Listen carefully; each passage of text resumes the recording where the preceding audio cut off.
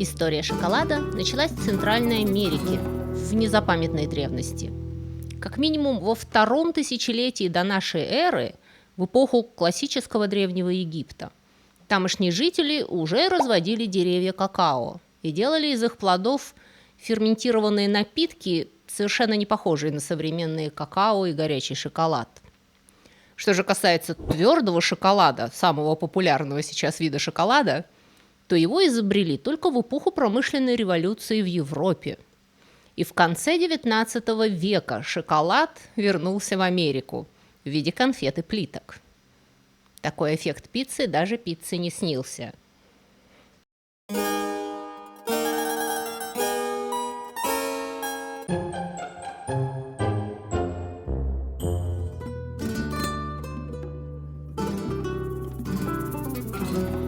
На данный момент ученые сходятся на том, что растение какао, Теоброма какао, было впервые одомашнено на севере Южной Америки и оттуда распространилось по всей Центральной Америке, но не дальше современной Мексики на севере, потому что ему для хорошего роста нужно много воды.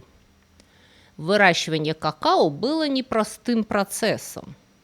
Деревья какао в их естественной среде вырастают под 20 метров. Это 10 человеческих ростов в высоту. Попробуй по такому полазай. Поэтому люди для начала вывели домашние виды, не превышающие высоту 6-7 метров. Плод какао – это такой большой стручок, технический фрукт, похожий на мяч для регби или американского футбола, только поменьше. Они свисают не с веток, а прямо со ствола дерева. Стручки какао бывают разных цветов, от бледно-желтого и всех оттенков зеленого до бордового и темно-фиолетового. Их поверхность также может сильно различаться. Одни из них довольно гладкие, а другие испещрены глубокими морщинами. При этом их цвет и текстура не обязательно определяют спелость или вкус зерен внутри. Они просто как цветы, бывают разного цвета. Внутри плода находится от 30 до 40 коричневато-красных бобов миндалевидной формы, заключенных в сладкую вязкую белую мякоть. Весьма вероятно, что люди первоначально начали есть эту мякоть, а потом уже научились использовать какао-бобы. Откуда взялось слово «шоколад» вообще непонятно. То есть в современные языки оно пришло из испанского. Многие словари утверждают, что испанское слово «чоколате» происходит от слова «чоколатль» на языке науатль, языке майя, где «чоко» означает «горький», а «атль» – «вода». Однако с этой гипотезой есть проблемы. Во-первых, слово «чоколатль» не встречается ни в ацтекских письменных источниках времени конкистадоров, ни в составленном испанскими учеными словарях ацтекского языка, а такие есть. Во всех этих работах используется слово «какауатль» – «какао», «вода». Эрнан Кортес в своих многочисленных письмах упоминает какао. Но где-то в XVI веке испанцы Новой Испании начали использовать слово «чоколате».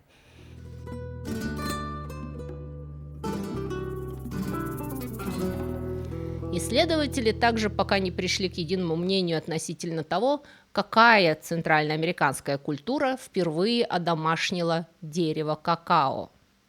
Микроскопические следы какао были обнаружены на сосудах из археологических раскопок по всему региону. Однако следы какао обнаруживаются только в сосудах самого высокого качества, из чего археологи сделали вывод, что какао могли позволить себе только богатые люди и по особым поводам. Древние мексиканцы верили, что семена какао были даром Кецалькоатля, бога мудрости, и напиток из них употреблялся на религиозных церемониях. Извлечение бобов из рассеченного стручка ассоциировалось с извлечением сердца из человека во время жертвоприношения, а сам темный напиток из бобов – жертвенной кровью. Напиток этот готовился следующим образом.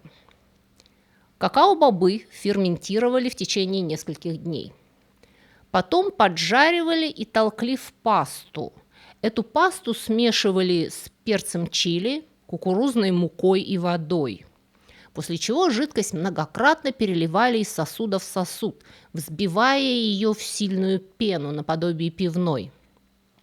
Иногда в шоколад добавляли ароматизаторы и психогенные вещества, но подсластители никогда. Сахара тамошние цивилизации просто не знали, а мед тоже почему-то не добавляли. У майя какао имело множество применений. Его использовали в брачных церемониях и в религиозных ритуалах, на праздниках, в качестве погребальных подношений, а также в лечебных целях. Какао-бобы были настолько ценны, что использовались в качестве денег для покупки чего угодно. Кролик, например, стоил 10 какао-бобов, раб около 100, авокадо 2 боба, а услуги проститутки от 8 до 10 по договоренности. Как-то дешево, не находите? К 1400 году империя ацтеков захватила значительную часть Мезоамерики. Ацтеки сами не выращивали какао, поэтому были вынуждены импортировать его. Все территории, завоеванные ацтеками, где выращивались какао-бобы, были обязаны вносить налог в форме какао. Ацтеки считали, что какао – это афродизиак, придающий мужчинам силу и доблесть. Поэтому его употребляли как угощение для мужчин после банкетов, а также он входил в рацион солдат. Выбранным жертвам человеческих жертвоприношений, которые не желали добровольно участвовать в мероприятиях, давали выпить шоколада, чтобы их подбодрить. От ацтеков о какао узнают испанские конкистадоры. Эрнан Кортес, возможно, был первым европейцем, увидевшим шоколад при дворе Монтесумы в 1519 году. Берналь Диас, сопровождавший Кортес в завоевании империи ацтеков, так описал встречу с последним ацтекским правителем. Время от времени ему, Монтесуме, подавали в чашках из чистого золота некий напиток, приготовленный из какао. Говорили, что это дает власть над женщинами, но я этого никогда не видел. Я видел, как они принесли более 50 больших кувшинов какао с пеной, и он выпил немного, а женщины обслуживали его с большим почтением.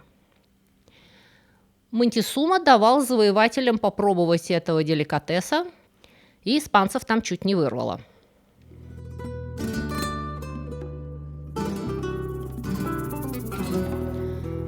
Из того, что вы уже узнали, вам нетрудно понять, почему первые европейцы, столкнувшиеся с шоколадом, не были в восторге.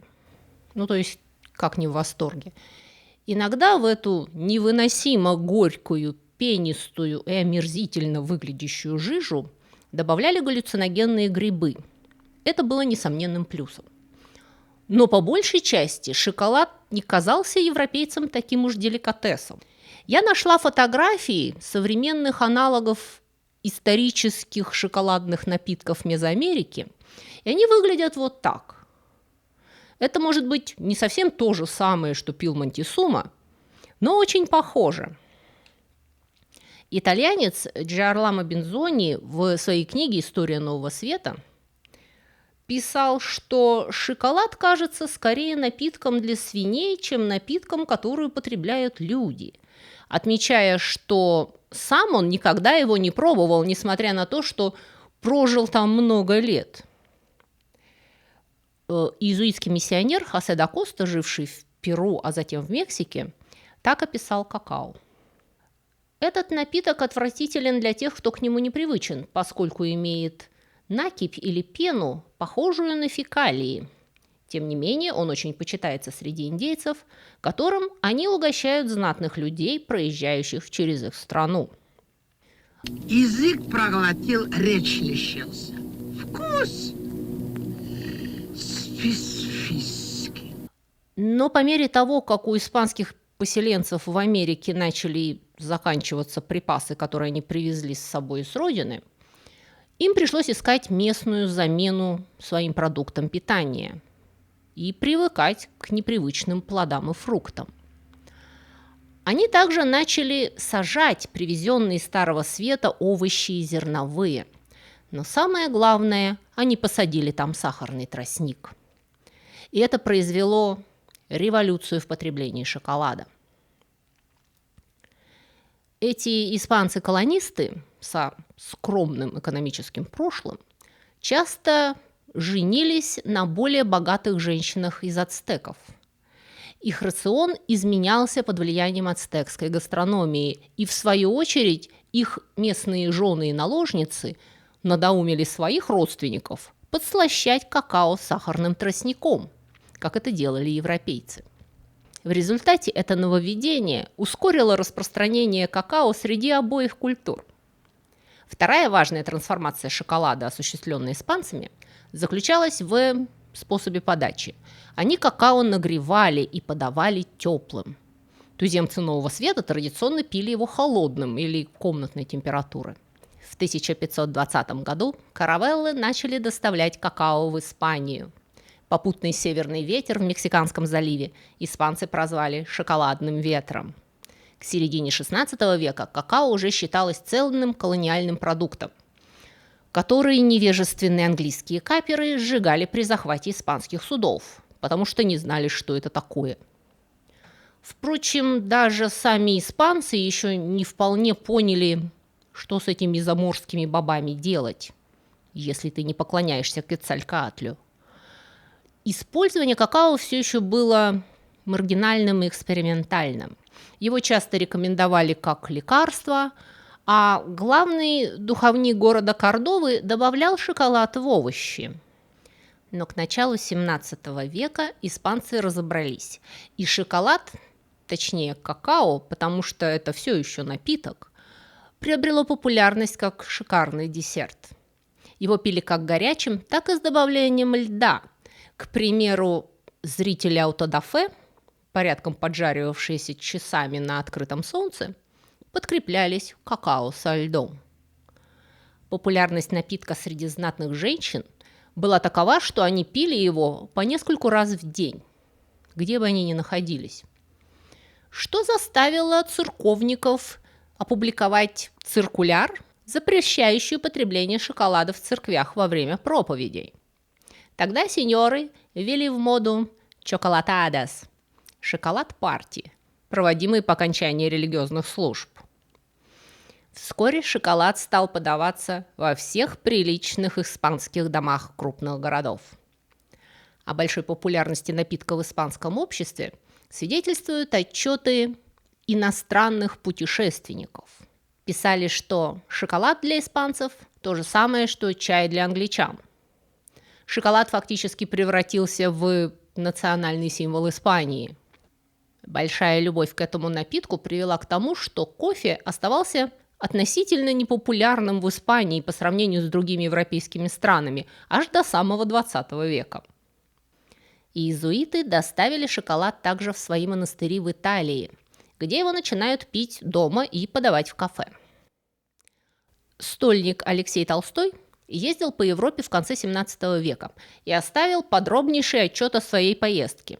В Венеции он пробыл долго, и он замечает, между прочим, что венециане – люди умные, политичные, и ученых людей зело много, однако ж нравы имеют видом неласковые, и народ самый трезвый. Никакого человека нигде отнюдь никогда пьяного не увидишь. А питей всяких, вин виноградных, розных множество изрядных, также водок анисовых изрядных много. Только мало их употребляют, а больше употребляют в питьях лимонадов, кафы, чекулаты и иных, там уж подобных, с которых человеку пьяну быть невозможно. То есть в шоколаде, как и в кофе, европейцы нашли отличный, не опьяняющий социальный напиток. Испанские принцессы Анна Австрийская, жена Людовика XIII, и Мария Тереза, жена Людовика XIV, ввели моду на шоколад в Париже. Тогдашние врачи, последователи теории 4 гуморов, утверждали, что шоколад обладает холодным и сухим темпераментом и вызывает меланхолию. Поэтому в него рекомендовали добавлять горячительные специи. Ваниль, еще один продукт Колумбова обмена, тоже была популярной добавкой в шоколад. И таким образом, примерно за 100 лет шоколад распространился по всей Европе. Тяга европейцев к шоколаду привела к процветанию невольничьего рынка, поскольку в период с начала 17 по середину 19 веков трудоемкая и медленная обработка какао-бобов проводилась вручную. По мере колонизации Америки, Африки и Юго-Восточной Азии по миру распространялись плантации какао, обрабатываемые рабами. До сих пор значительная часть мирового производства какао осуществляется в Кот-д'Ивуаре, береге Слоновой Кости, бывшей французской колонии в Западной Африке. И до сих пор тамошние производители подвергаются критике за использование фактически подневольного детского труда. Сначала шоколад был привилегией богатых, в то время как низший класс пил кофе. Но как только в конце 1700-х годов был изобретен первый паровой двигатель, стало возможным его массовое производство, резко удешевившее продукт. И, наконец, в середине XIX века в Европе происходит настоящая революция шоколада. Он превращается из жидкости в твердое тело.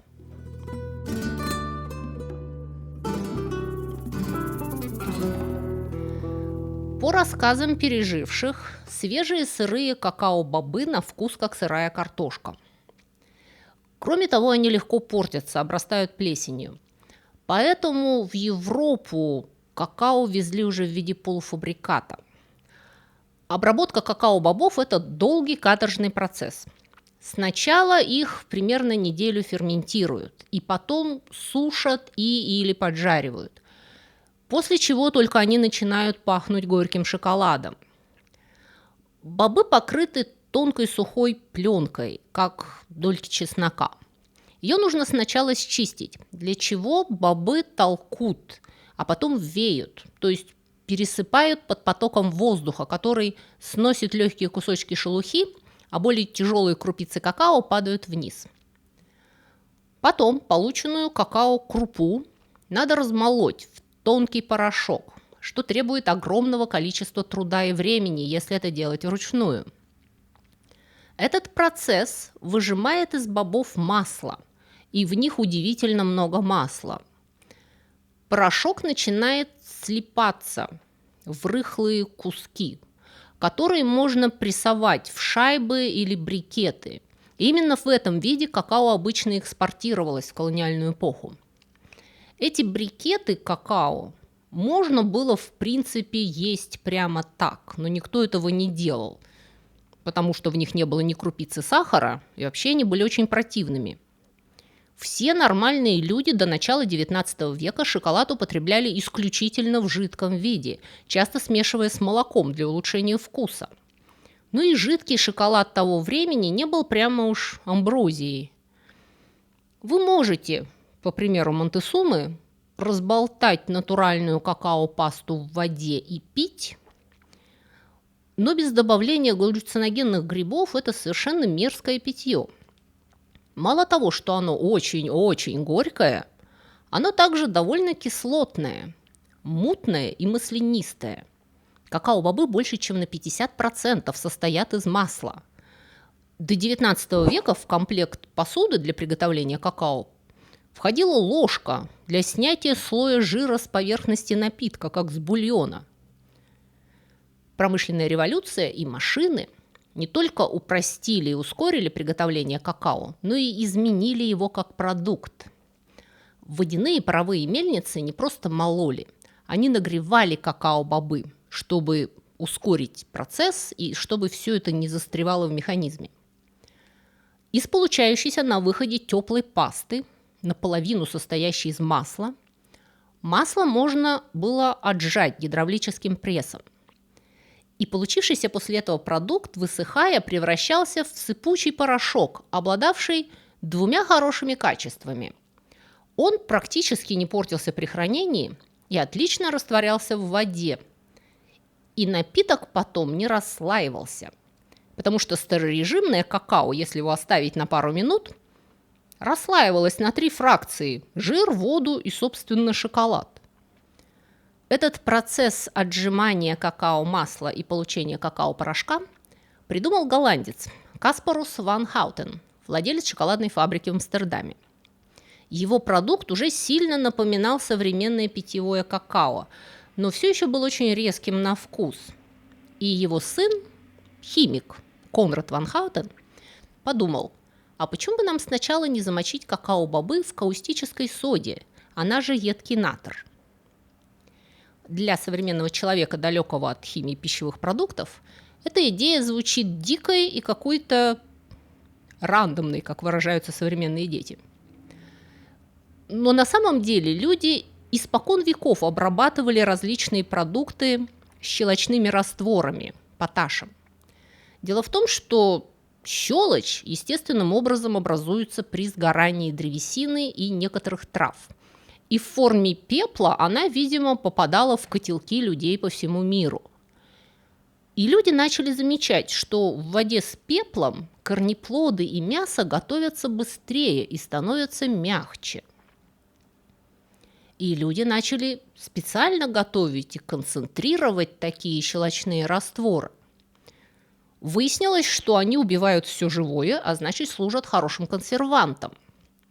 Они делают некоторые твердые плоды мягкими. И оливки, например, сейчас практически всегда обрабатывают щелочными растворами, отчего они становятся мягче и менее горькими. И люди моего возраста, возможно, вспомнят, что в детстве оливки были противными и горькими. Это потому что раньше их реже заманчивали в поташе, а сейчас необработанные оливки нужно специально искать. На родине шоколада индейцы замачивали кукурузу в щелочной воде, что позволяло легче ее отшелушивать и измельчать и повышало ее пищевую ценность, превращая ниацин в усваиваемый витамин В3, без чего индейцы бы вымерли от пелагры. То есть было широко известно, что обработка щелочным раствором может спонтанно улучшать ценность разных продуктов. Что младший Ван Хаутен и сделал. И это было гениальное решение. Полученный им продукт был гораздо менее кислотным и одновременно менее горьким, что означало, что он требовал куда меньше сахара, чтобы сделать его вообще приемлемым для питья. Он также был темнее и растворялся лучше, и напиток приобретал приятный кофейный цвет, а не бурый, как это было с сырым шоколадом. По ходу убивались все микроскопические вредители, жившие в какао, и продукт Ван Хаутена можно было хранить вечно. Была, впрочем, небольшая проблемка. Дело в том, что щелочная обработка действовала не только на всякие ароматические составляющие в какао, но и на его масло, а жир, обработанный щелочью, превращается в прямом смысле слова в мыло, с приятным вкусом мыла. Но благо Ван Хаутен-старший уже изобрел пресс для отжимания какао-масла, и Ван Хаутены начали отжимать свое какао очень-очень хорошо, получив в результате современный какао-порошок, который вы по сей день можете купить в магазине под названием Dutch Coco – голландский какао.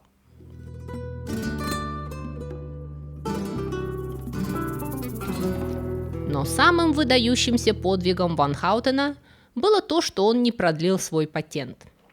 И начиная с 1838 года весь мир мог безнаказанно экспериментировать с его изобретением. В 1847 британский кондитер Джозеф Фрай попробовал вернуть часть отжатого какао-масла в голландский шоколад. И произошло маленькое чудо. Оказалось, что если тщательно размешать и остудить эту смесь, масло застынет при комнатной температуре, и шоколадная паста превратится в глянцевую хрупкую субстанцию, отдаленно напоминающую карамель и тающую во рту.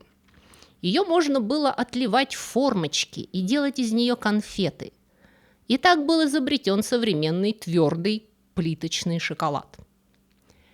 фирма Фрай и сыновья придумают потом, как затолкать в шоколад начинку и сделают первую шоколадную плитку со сливочным наполнителем.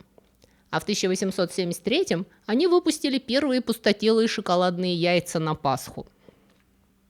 Другим британским шоколадоделам, братьям Кэтбери, принадлежит блестящая маркетинговая идея соединить шоколад с Днем Святого Валентина. Англичане обменивались открытками и маленькими подарками на День всех влюбленных еще в XVIII веке. А в 1868 Кэтбери выпустили специальные подарочные коробки шоколадных конфет в форме сердца. Ежегодно 36 миллионов таких коробок продается в День Святого Валентина по всему миру. Большинство людей предпочитают пить какао с молоком. Но к досаде кондитеров им долго не удавалось ввести молоко в твердый шоколад.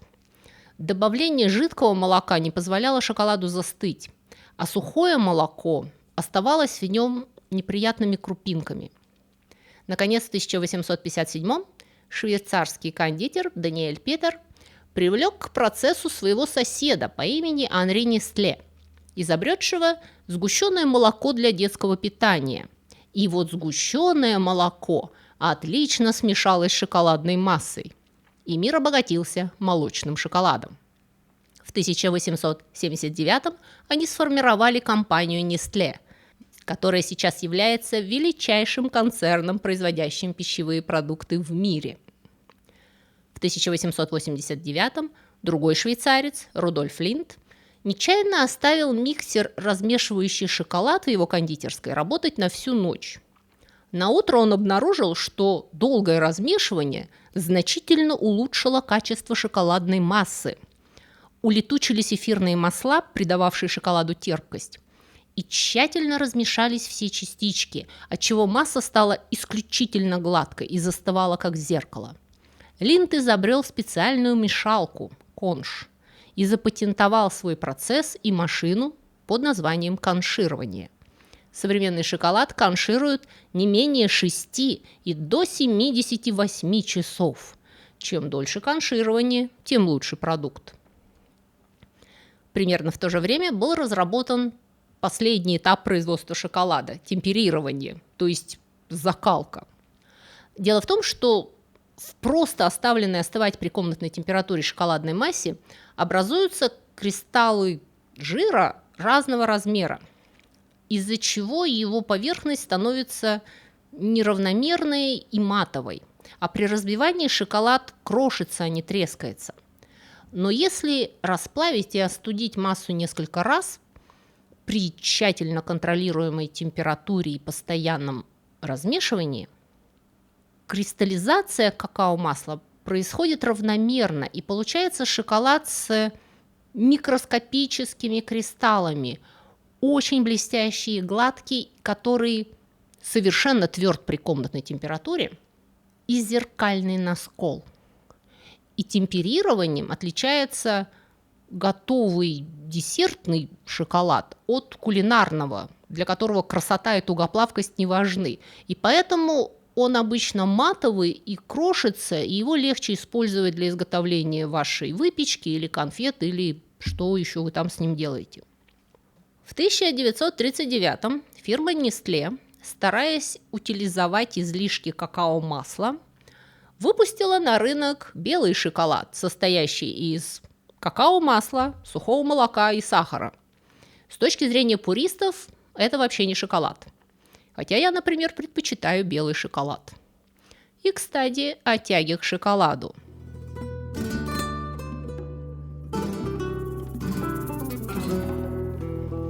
Несмотря на широкую убежденность в обратном, шоколад – это не наркотик.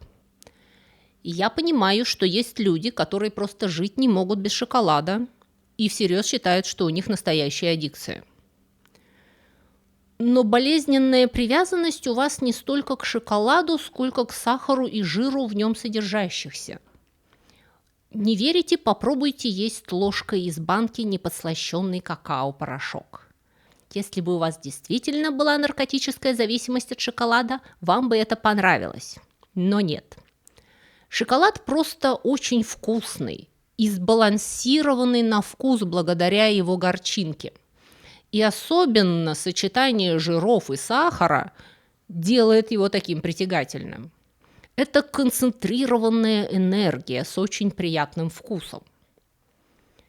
Кофеин в шоколаде есть, но его там довольно мало. Бодрость, которую вы испытываете, съев кусок шоколадки, идет не столько от кофеина, сколько от калорий, которые вы приняли на душу, то есть, опять же, от сахара и жира. Теобрамин, специфический алкалоид шоколада, вообще не оказывает особого влияния на самочувствие человека. Он может вызывать изжогу у некоторых людей, и это примерно все.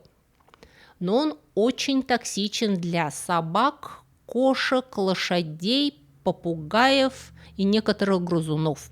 Поэтому будьте очень осторожны и не позволяйте своим домашним любимцам добраться до шоколада. Особенно актуально это предупреждение становится в сезон праздников.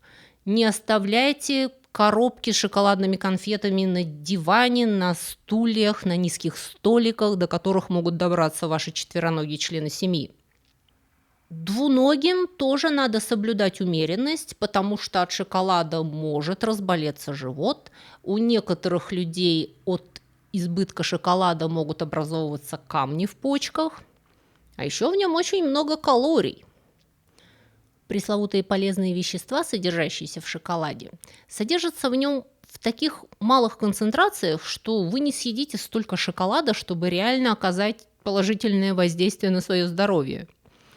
Витамин В12, марганец и фосфор лучше получать из других источников, в которых меньше сахара и жира. И вообще, пора честно признаться, что самое важное положительное влияние шоколада на наше здоровье заключается в том, что он вкусный и повышает нам настроение. И это очень важно. На сегодня у меня все. Если вам понравилось это видео, не забудьте поставить лайк и подписаться на мой канал. Это не только поможет мне, но и подскажет алгоритму YouTube, какие темы вам интересны, и он будет подбрасывать вам другие подобные ролики, не обязательно мои. Отдельный привет и спасибо всем моим подписчикам на Бусти и Патреоне. Если вы не знаете, что это такое, оставайтесь на рекламу. С остальными прощаюсь. Всего вам доброго и до следующей встречи.